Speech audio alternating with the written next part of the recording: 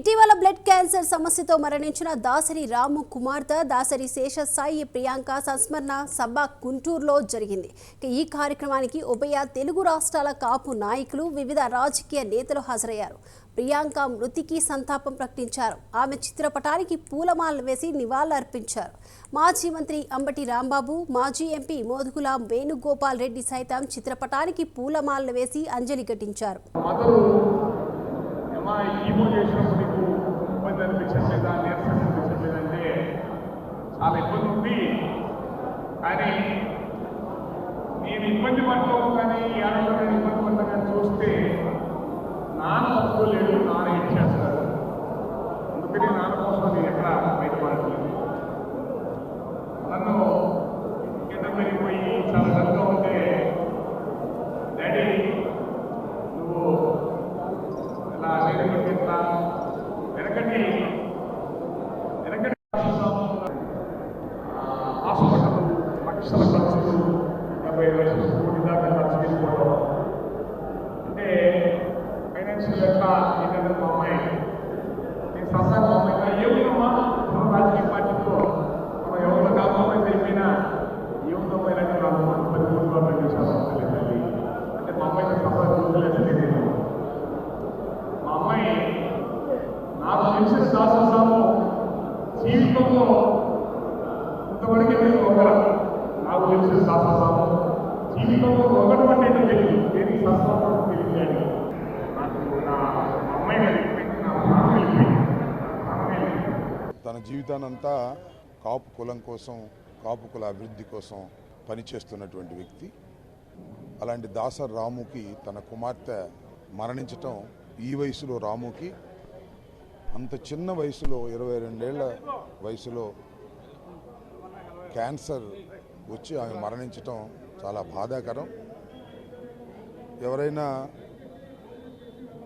మన బిడ్డలు ముందు మనం చనిపోవాలనుకుంటాం తప్ప మన ముందు మన బిడ్డలు చనిపోతే ఆ శోకం చాలా భయంకరంగా ఉంటుంది. అలాంటి భయంకరమైనటువంటి శోకంలో ఉన్న దాసరి రాముకి అన్ని విధాల భగవంతుడు అండగా ఉండాలని, ధైర్యాన్ని ఇవ్వాలని కోరుకుంటున్నాను. గుంటూరులో మాకు చాలా ఆప్తుడు, మిత్రుడు, శ్రేయోభిలాషి దాసరి రాము గారు ప్రతి వారికి కూడా పరోపకారిగా, ఎవరికి ఏ పనున్నా కూడా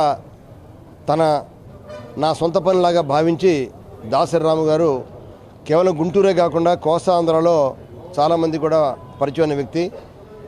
అటువంటి దాసరి రాము గారికి ఒక కుమార్తె చాలా మంచి చదువుకొని మంచి డాక్టర్గా చదువుతున్న సమయంలో ఆకస్మికంగా ఈ క్యాన్సర్ రావటం, నివారణ కోసం కూడా ఎంతో ప్రయత్నం చేశాడు. పాపం దాసరి రాముని చూస్తే మా అందరు కూడా చాలా బాధాకరం, చాలా దురదృష్టకరం.